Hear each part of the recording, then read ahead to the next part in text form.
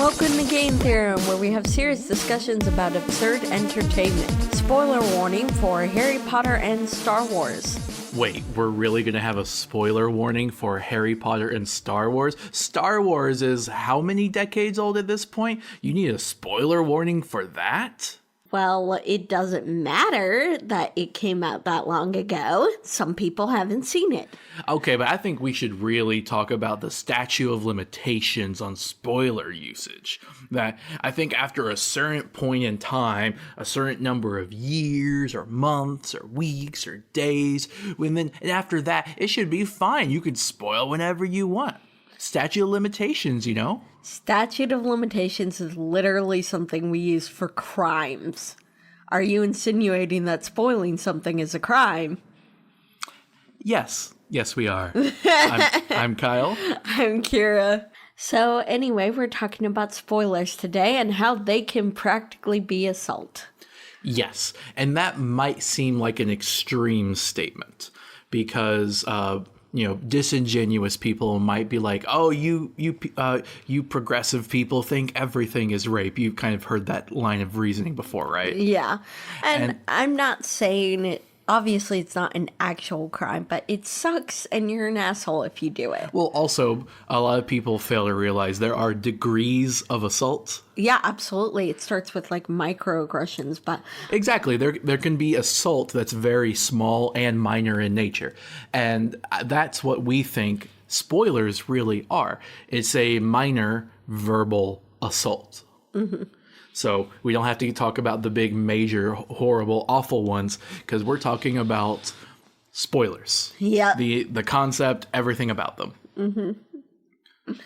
So we're going to start off by saying that spoilers matter because they ruin people's enjoyment of media. Well, maybe we should define what a spoiler is. Oh, come on. Spoiler is basically...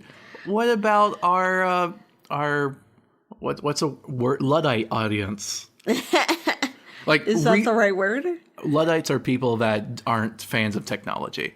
Okay. Or at least it's a term applied to them. But okay. A spoiler. Well, our recently converted Luddite audience that learned how to listen to podcasts by mooching off their friends' iPhones. Mm-hmm. But that's a huge demographic, by the way. Okay. I'm kidding.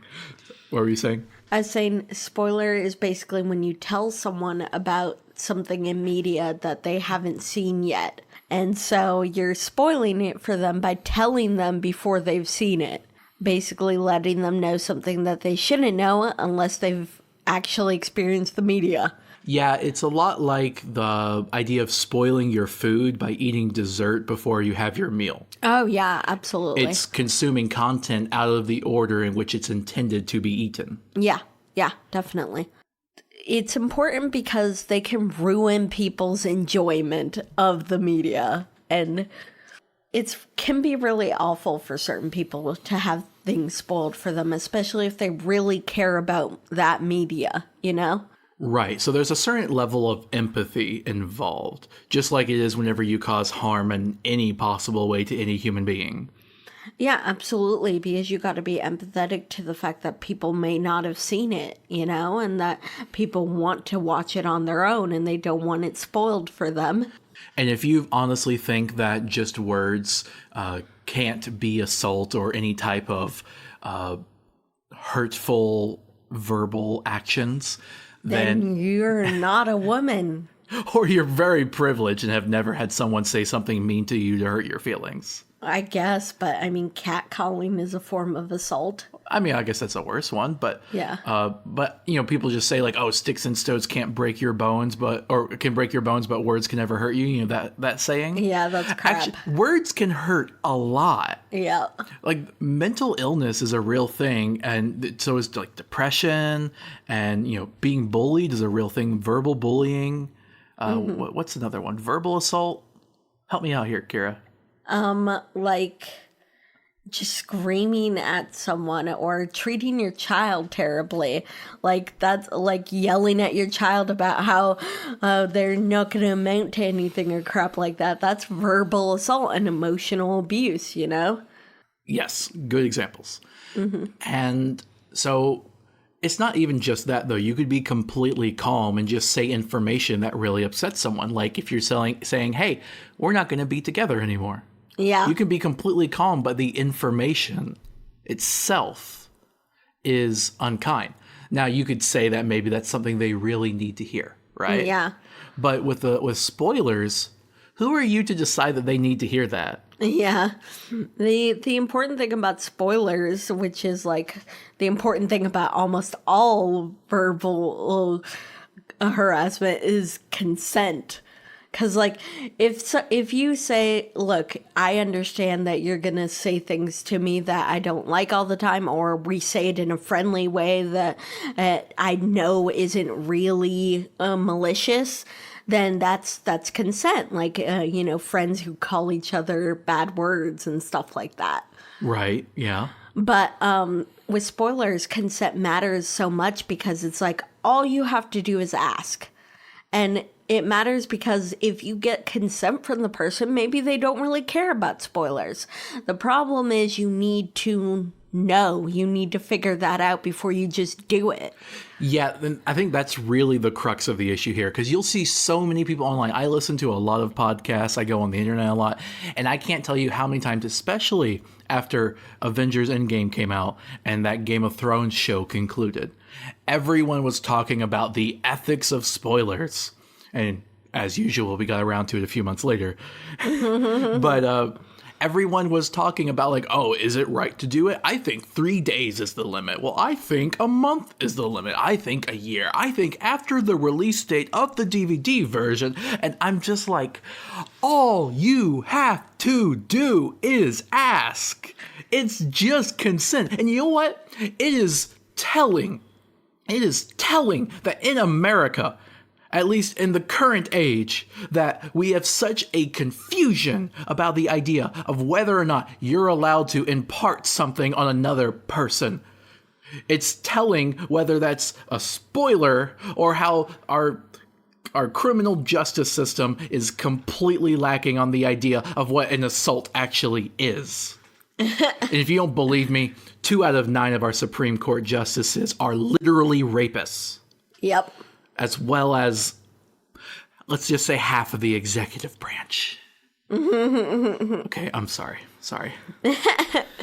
No, honestly, I think it's really telling of America's view of consent. That From the little to the big. Yeah, absolutely, because it shows to you that everyone acts like consent is so confusing or ridiculous, or like it shouldn't matter as much, when the truth is, like, it's simple. All you have to do is ask, and just no one is taught that kind of thing here. And I do want to make it clear that we are talking opposite ends of the spectrum. That what I was mentioning about the criminal justice system, that's on the extreme end, and spoilers are definitely not on that side. Yeah, but obviously. they're all still concerning. I feel like the same issue of consent. Yeah, absolutely. And part of the problem is people unable to be empathetic or to recognize these smaller issues and act correctly about them. Like, if you can't just ask about spoiling something for someone, then what are the chances you're going to ask about a sex act before you try to do it with someone? Like, what are the chances that you're going to ask for consent? Yeah.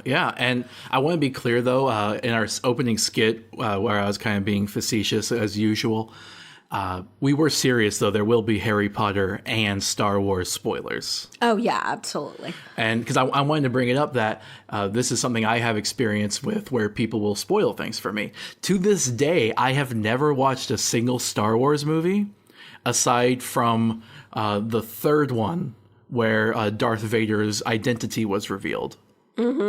Or one of the ones where it was revealed. The transition between the prequels and the other ones. And some Star Wars fans among you might be horrified at hearing me, oh, how could you do that? You ruined the whole thing. I didn't choose to do that. The rest of the series had already been out by the time I was a child. And then family dragged me to the theater to see the latest and greatest Star Wars movie, spoiling the rest of it. Fortunately, it's not a good series, so I don't care. Okay, That's my opinion. Anyway, yeah, you could maybe argue that I never got into the franchise. I never went back to see the other ones because what's the point now? Yeah, I get what you mean. I mean, for some people, spoilers are a big deal because they want to experience things on their own or with someone specifically on their own terms. And that's all it is, them wanting to do it on their own terms. Yeah, and I feel like different types of art are affected differently by spoilers. I think really logic heavy and plot heavy content is extremely susceptible to spoilers. Yeah, because if you know a plot point or something that happens in the plot beforehand, it kind of ruins the story. And if it's in a medium where the story is the most important part of it, then yeah, obviously that ruins it for you. But also that the story is something that's unpredictable. You don't know where it's going to go from here. And if you do, that changes your mindset. Yeah, absolutely. But there's also art and media that are very experiential in nature. You can have something more emotional and metaphysical, and knowing what's going to happen may not affect your enjoyment of it as much. But there's never going to be a case where a spoiler is going to increase your enjoyment. Never. It's literally impossible. And you know why I can say that? Because even if you are one of those people that, I don't want to say one of those people because I feel like a lot of people could say this. If you are in a situation where knowing a spoiler, knowing how something ends, recontextualizes the entire story, right? You might want to watch that again after you've found it out the first time and rewatch it with that new context. It gives you enough of a reason for a second plus watch. But if someone tells you that before you watched it the first time, you never get to have that unbiased experience. Yeah, I get what you mean there. You can only ever have that once. And from there on out, you will already know. You can't unknow things. Well, at least most of the time. You ever watch things or you try to give enough space and hope that you forget it by the time you watch it again? And then you start watching it and you're like, crap, I know what happens. I'm starting to remember and I don't like it. That's what happens with us a lot because I have a really good memory compared to you, at least, I think. You have what I would call a begrudgingly good memory, where I will have told you about a story 5 years ago, and then we eventually get around to hey, you want to watch this with me? And you don't have any idea what it is. And then we're halfway through and you're like, you told me about this, didn't you? And I'm like, crap. And I'll also, no, sometimes I'll even catch it before it actually comes up. I'll be watching it and I'm like, isn't this what's going to happen? Because I remember you telling me about this specific episode or whatever. Well, sometimes you're just a good guesser. Sometimes you're able to predict the tropes. Maybe. Sometimes even when they're a twist, you've done that a few times. And I have to, I don't remember exactly, but I remember having to actively try to mislead you. And I only do that so that you can still have the twist.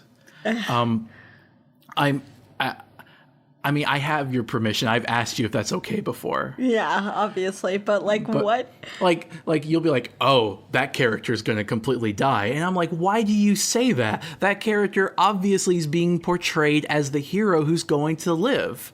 And I don't mention that you are right. That character does die. It's supposed to be a huge twist. You're not supposed to guess it. I don't know. I guess I have a good death flag radar or something. Maybe you catch when it's being subversive or something. Anyway, back to the topic of spoilers. I don't remember what I was going to say about spoilers. What were we talking about before we got off? You're talking about that thing where you try to wait before you watch it. Well, yeah, watching it once. You get one unbiased experience, right? So if someone spoils it for you, you no longer get that. Sure, you can go in now with the spoiler in mind and recontextualize it, but you never get that prior to recontextualization. Yeah, because it's like you could watch it without knowing that twist, and then later on, when you find that out after you've watched it, you're like, oh, I remember all this stuff that happened that indicated this and was foreshadowing. And you won't get that experience if someone spoils it beforehand, because if someone spoiled that twist and you're watching it, you're like, oh, I know what this leads to. Oh, that's leading to this, or that's that. You know, like you recognize it as you're watching it.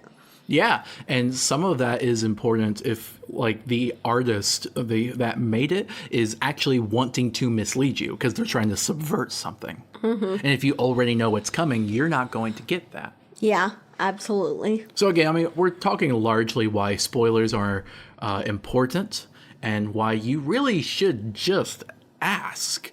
Oh, we should take a moment to talk about how does asking work on Twitter? Oh, well, to be honest, if you put a giant spoiler warning at the top of the tweet, and I guess people might see the rest of the text, but if you have it, you should probably have it in like the top of the tweet and put your spoiler in like text in images. Mm-hmm. That way you don't see the whole thing unless you click the image. Right. So, you see the spoiler warning at the top of the tweet first before you even click the images and actually read what it's saying. Right. Now, whenever you're talking with someone one-on-one or even with a group of people, spoiling, in my opinion, is something that should just never be tolerated. You can just ask. But if you are doing any type of mass communication via social media or otherwise, spoiling is often then used to say that, oh, like people will defend the act of spoiling by saying, oh, well, it's mass communication. I have no choice, so I'm just going to spoil it anyway. I'm like, no, because there's still precautions that you can make. Like for example, we use that method for Twitter to talk about. Yeah, because we had a Twitter post about the Avengers trying to explain something in the latest movie. Yeah. I had to stop myself for a moment there.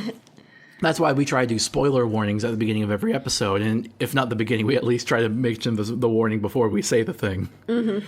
But yeah, so there's also spoiler tags, like a lot of. Yeah, there's precautions you can make when doing mass communication. And it's not going to be perfect.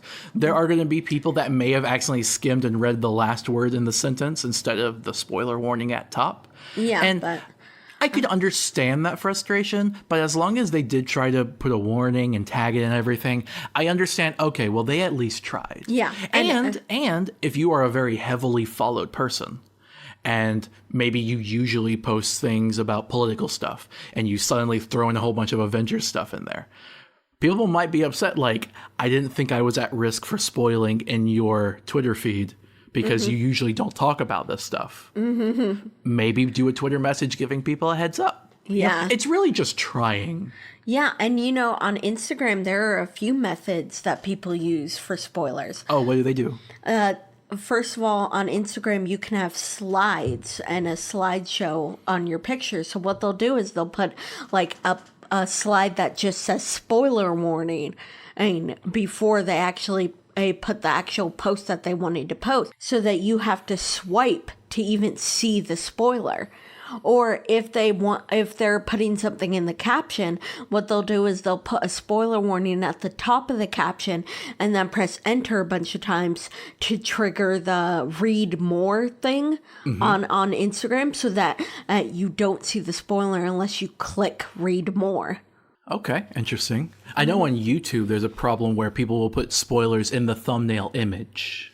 Oh, yeah, that's ridiculous. Which is something any good YouTube user knows not to do. Mm-hmm. Now, I will maybe give a bit more leeway to that because to entice people, a thumbnail I feel is like a small visual sample of essentially a trailer, and that you have to give people a little bit to want to come in. So you might show a picture of something, like literally any picture of anything is going to spoil it in some regard. Yeah, but you just got to keep it as light as possible. Yeah, you know? and this is why spoilers themselves can vary in extremity. You know, putting a picture of an endgame character that's not revealed to the end, that's a huge spoiler and red flag. Maybe be careful about that. But doing a picture of the character that's on the box art, that's a bit more acceptable. Quite a bit, actually. Yeah, obviously. So that has a bit of a nuance, and I would say more of a spectrum over gray area. Yeah. Because it's images, and images are so much more complex than words. Yeah, that's definitely true. But again, you should just try, and even if a thumbnail aside, when you click the video, it should tell you. Yeah. Now, I do want to talk about cultural spoilers. Oh, wait. I What? wanted to say something about something else before we moved on to cultural spoilers. What? I was going to say that in our relationship personally, I know that you really hate spoilers and you even try to avoid as much as possible spoiling me on things because you don't want me to get spoiled either. Whereas I'm more lenient about spoilers. Like I tend to say yes almost every time you ask me if you can spoil something for me. But because you ask or because I ask you, it's never been an issue in our relationship to the point where we've ever like gotten actually upset over it. Yeah, literally. I mean, we're a couple that fights like any other, right? Occasionally, and we always resolve it, which is, I think, good. And the thing is, none of those have literally ever been about spoilers. We have never once had a single disagreement on spoilers, ever. Because we just ask. Yeah. The only thing that could be mildly frustrating is when you remember something I spoiled for you and I wanted you to forget so that we could then go watch it. And you're like, well, you shouldn't have told me. I was like, but I couldn't hold it in. Actually, I could have. That's why I asked. If you had said no, I would have held it in. Yeah. You know, people act like avoiding spoilers is like avoiding spoiling things for people so difficult and stuff. And it's just like, just ask. Well, no. I know. I give sympathy on that part because there are times when people don't want to get spoiled and they have to avoid the internet because there's so many spoilers out there. Oh yeah, there's absolutely. Just like how some people have to avoid places in real life where they are worried they might get hurt physically. Yeah, I guess you're right. Because the internet can be a very hostile place. I mean, there's a phrase called "don't read the comments" for a reason. Oh, yeah, and a lot of people avoid things on the internet so they don't just get verbally harassed either, which is... Exactly. Spoilers is just a small subsection of that. Yeah, absolutely. But cultural spoilers are something that's used by a lot of people to be like, oh, well, it was decades, centuries ago. It's surely fine to spoil now, right? And that's what I was talking about with the statute of limitations at the beginning. Mm-hmm. And you always have people argue about that. Okay, when's the line?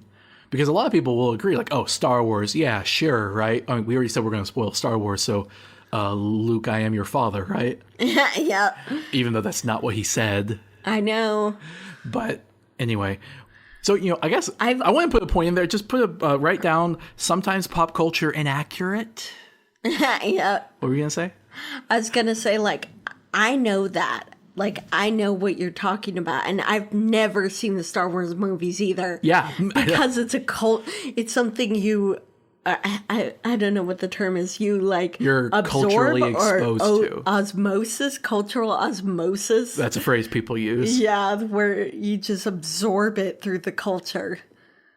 I wonder if people that use that phrase actually know what osmosis is, though. I don't know. Do you know what osmosis is? Yeah, I do. It's a cell absorbing something through their cell wall or cell lining. Nice. I'm impressed. I went through, what was it, 7th grade science? Oh, so maybe I shouldn't be impressed?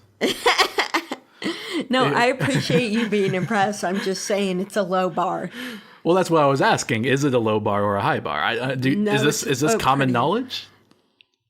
I would say so, but I'm pretty sure most people forget about it. Yeah, it's probably one of those things. It depends on whether you remember. Mm-hmm. Anyway, yeah, cultural spoilers, I feel, all you're doing is trying to set an arbitrary end date. You know, people say, like, people that might agree are like, oh yeah, we can talk about Star Wars. They still might not agree on, okay, well, where's the line? Is 10 years, 20 years, 30 years? When does it become acceptable? Was Star Wars unacceptable to talk about in the 80s, but fine in the 90s? When did it become okay? Yeah, honestly, that whole thing is just ridiculous because it's just like, just ask the person or whatever situation you're in, group of people, I guess, but just ask. That's all you need to do. Exactly, because you're almost never going to come across a situation in your everyday life where you have no choice but to spoil the end of Star Wars for someone. Unless, I don't know, you're playing a trivia game that's very poorly constructed, or some type of escape room, or someone holds a gun to your head and makes you answer the question, you're never going to be in that situation. Yeah, so just ask. Like, because there's always going to be people who haven't seen it. Like, I mean, there could be situations where it's like, this is the Star Wars trivia night, but you're kind of getting consent by going in there. yeah, because it's like, it's okay, obviously there's going to be Star Wars spoilers here because we're going to be asking questions about Star Wars. But again, your consent would be violated if someone dragged you there without telling you that's what it was going to be about. Yeah, absolutely. Consent's not that hard. I know, right? Why don't people get it? Little kids, toddlers can understand it. Dogs can understand it. You can literally put a steak in front of a dog, and if you tell the dog no, they won't eat it. Or at if least they're trained. Or if they do, they'll like hide or try to hide it from you. Like they know they did something wrong. Exactly. So yeah, men, be better than dogs. Well, yes, men definitely, everyone as well. Yes, but come on. Look, I'm just covering our bases here. Anyway, so yeah, cultural stuff, I don't buy that. There's nothing, it doesn't matter how old. You could be talking about the original Frankenstein novel, the first science fiction novel, and written by a woman, by the way. Yeah, Mary Shelley. Mary Shelley is the inventor of sci-fi. Yep. But you could be talking about that, and even if the Frankenstein monster itself is kind of embedded in pop culture, doesn't really excuse you from spoiling something in the book. Yeah, because the book is really different than culture. Yeah, I mean, you could talk about any event in the book, and unless you have consent to do that, there's just no reason to do that. Like, yeah, what if you're talking to a teenager who has to read that book for school or something, or someone who just is too young to really be into that and read it, and you spoil it for them, and it's just like, just give them a chance to read it on their own. Or just a sci-fi enthusiast that's like, oh, I really want to go back and read that. Yeah. And I haven't gotten around to it yet, so don't spoil it for me. I want to see how different it is from Halloween. Yeah. I mean, you could argue that even Frankenstein being in pop culture is a societal spoiler. That from a young age, the entire concept of Frankenstein is ruined for us. But it's hard to really pin that on one person. And even if it is a societal thing, I'm not sure what we can do about that. Yeah, I don't think that so much is a big deal because it's just like, it doesn't tell you anything about the actual monster in the book. I mean, I think is something good to be said for ideas permeating into pop culture. Yeah, absolutely. I'm just not really saying that specific plot points are something that should just be excusable. Yeah, absolutely. And like with Frankenstein, like the difference between the book and anything you've heard about it is so great that if someone spoils the books, they're actually spoiling something really important. Because like, and look, if you're fine with that, just say so. Yeah, exactly. But like, I'm going to tell you, in the book, for example, spoilers for Frankenstein, by the way, the monster literally goes on a long speech about to the scientists that created it. Wait. Oh, so we're going to spoil this? I just said spoilers. But you just said you shouldn't spoil it. But do you mind? Well, what if our audience didn't want that spoiled? I just warned them. But we don't have to. Fine, forget it. Besides, you should probably read it someday. We should read it together someday. Audiobook. Yeah, sure. By the way, this my point was My point was just like, how necessary was this to get your point across? Yeah, because right. everything we spoil might turn people away Yeah, fair enough. who don't want to get spoiled, which is completely understandable. Yeah. As a mass media thing, all we can really do is notify you, and you can choose whether to stay or leave. But this is another thing that's weird between us. I like actual books. Like, I love actual reading.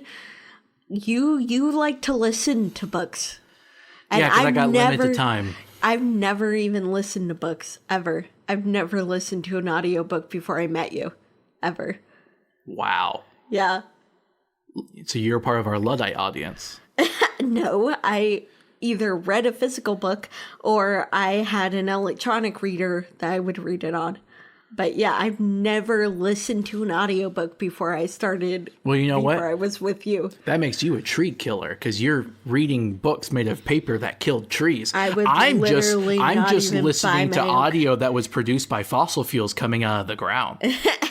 That's funny. Good joke. But I was going to say, I literally used to only go get library books or buy used books. So I've literally never have been the cause of a new book being produced. So you're basically like, Kyle, I get you're trying to make fun of me being a non-environmentalist with my actions and making it a joke and that yours wasn't a better alternative. But actually, no, I was doing something that worked. I didn't even purchase the books. I rented them. So, zero carbon footprint, I would booyah, buy end podcast. used- or Bye. I would buy, or if I did buy them, I would always buy them used. Yeah.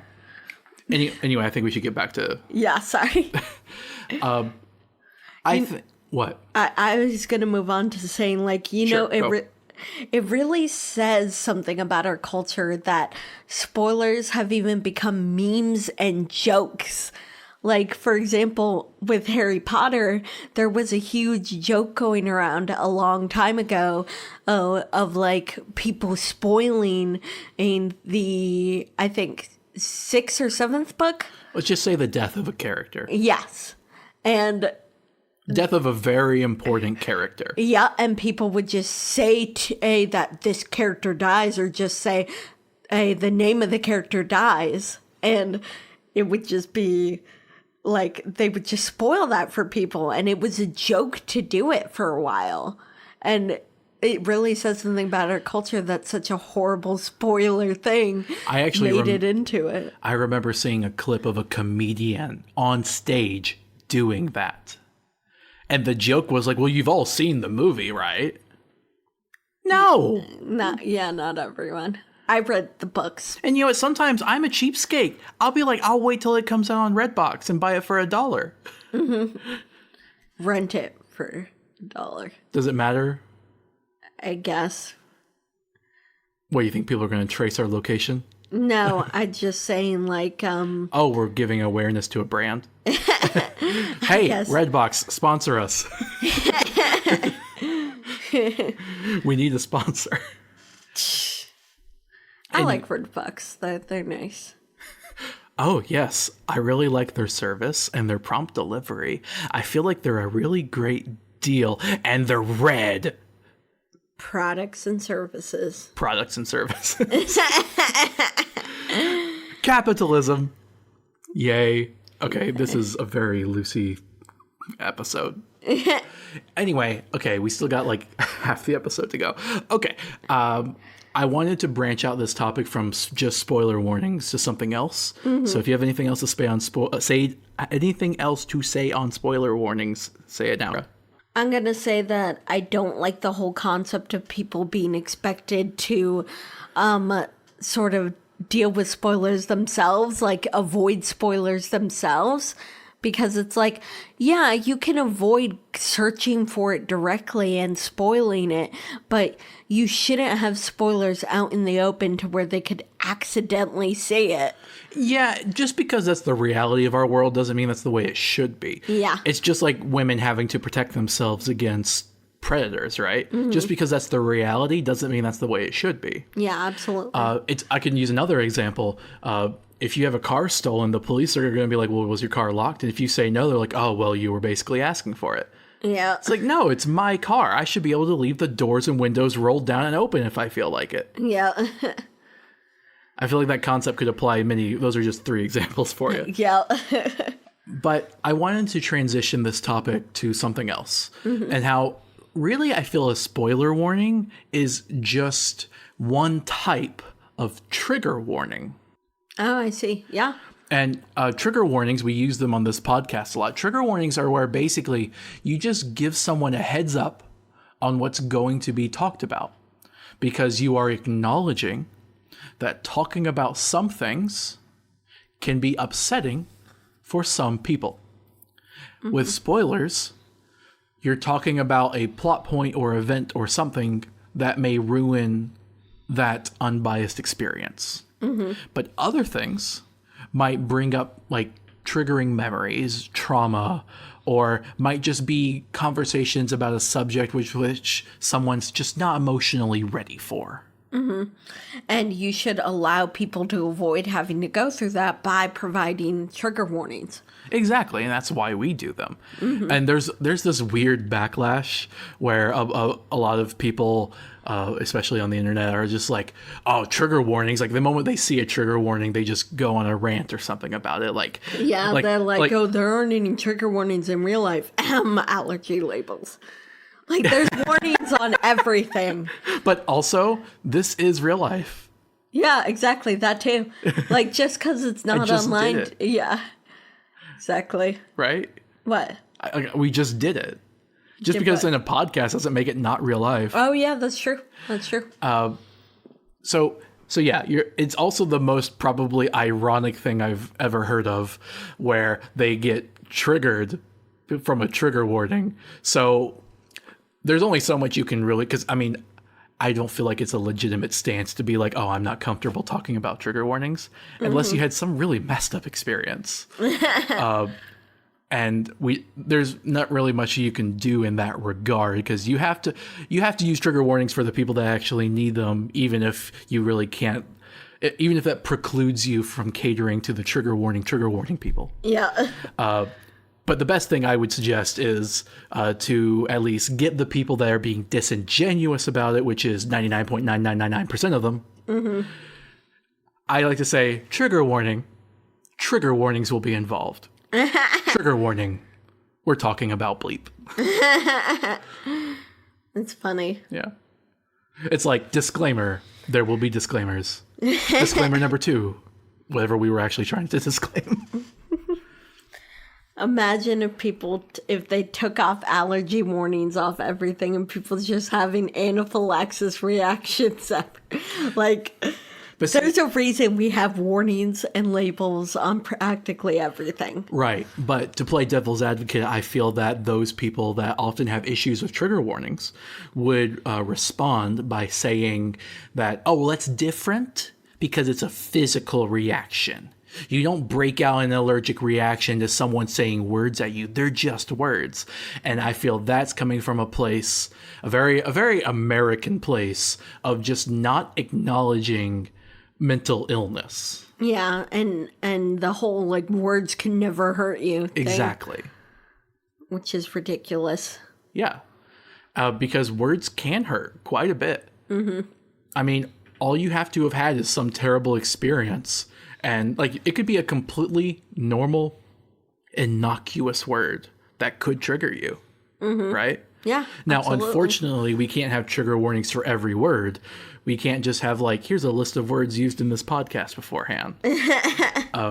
There is a certain amount of reasonability that has to go into it when you have a very specific trigger. Yeah, But absolutely. still, as a creator of content like we're doing, you should always try to keep that on the forefront of your mind and try to do very common triggers, right? Yeah. Like we always do for our more mature podcasts. There will always be a degree of error, but I feel as long as you are giving a genuine effort and are trying, then you're going to be fine. Even if you mess up, if you're giving a genuine attempt, you will learn from it. And I'm certain we've probably made mistakes in our trigger or spoiler warnings at the beginning of our podcasts. Yeah, I think the important part is to try, because basically what you're trying to do is accommodate what's basically a disability or a mental illness kind of thing, where like this literally causes either a physical reaction or like maybe even a mental breakdown. So these people need to be able to avoid seeing or hearing about it. Well, while that can be true, I don't think it has to be that extreme Oh, either. yeah, absolutely. It doesn't have to be extreme. It could be as simple as, you know what, this makes me uncomfortable. I want to avoid it, so I'm going to be grateful for any trigger warnings that help me avoid it. Exactly. I mean, we watched a documentary the other day. Do you think it'll be okay? I mean, I don't care if it scares away any of your listeners. It was the documentary Knock Down the House. It was very moving and brought both of us to tears. Yeah. But we knew it was going to be so heavy that we avoided watching it for weeks. Yeah. Not because we didn't want to see it. We just wanted to wait until we were like in a good emotional place to watch that. Yeah, because it was so emotional that we're just like, we literally need to be emotionally ready before we can watch this. So if we listened to any content podcasts or whatever that discussed it, one, it would have triggered a spoiler warning for us, right? We wouldn't have wanted it spoiled. Yeah, because we really wanted that experience of watching it together for the first time. But even if we were okay with that, if they talked about it very in depth, it could still trigger us on the emotional depth that we weren't yet ready for. Yeah, to be honest. So it doesn't have to be mental illness or any type of trauma. It could just be personal preference. And again, that's fine. All comes back to consent. Yeah, exactly. Like, honestly, as far as consent is concerned, no is a complete sentence. Like, you don't owe anyone a reason for saying no. You don't owe anyone a reason for not giving your consent. Because the fact that you don't want to give consent is reason enough. You know, I think it's the same kind of concept behind covers for books, you know? You don't just find a stack of papers and it's like, oh, I wonder what story this one contains, and you go in it blind. No, there's a thing on the front that gives you at least an idea of what's going to be contained. Yes. Now, maybe books weren't great with, like, this book covers assault. You know, they didn't have trigger warnings as we're talking about them, but they did give you some insight into what you were going to be getting into. Yeah, and I think some modern books about those kinds of topics do actually have a page, maybe in the front of the book, listing some topics that they discuss. Well, I think the fan fiction community is really good about that. Oh, right? yeah, absolutely. They tag everything. AO3, Archive of Our Own, is a huge fan fiction archive, and people tag all of their stuff with any possible triggers, and it's helpful for people to find what they want to read, but it also is inadvertently incredibly helpful for people who want trigger warnings and don't want to read things as well. It's equally helpful for both people that they tag their stories with everything. At least it's a normal thing to tag your story with, like, everything it contains. Not everyone does, obviously, but yeah. It's still like with everything else. It's courteous, it's consensual, it's kind, and it's empathetic. Not doing it is the opposite of all of those things. It's cruel, it's unkind, it's apathetic, it's assault. And honestly, I feel like we should just end the podcast here. This will be one of our shorter ones, but we've had shorter. Yeah. All right. That's fine. All right. Yeah. All right. So how do we end it usually? I'm Kyle. I'm Kira. No, we say the game theorem stuff first. We have. Crap, did we say I'm Kyle and Kira at the beginning of this? I think we did. You think so? I think we forgot. I think we did. I think we forgot. I think we did. Okay. But we have a Twitter account, like we mentioned. You can see our take on the Avengers if you want. And we have a Patreon, and we have an email. Game Theorems, just you'll find most of it under that name. Yeah. Sometimes there's an S at the end. Yep. And yeah, I guess that's it. I'm Kyle. I'm Kira. Bye. Bye.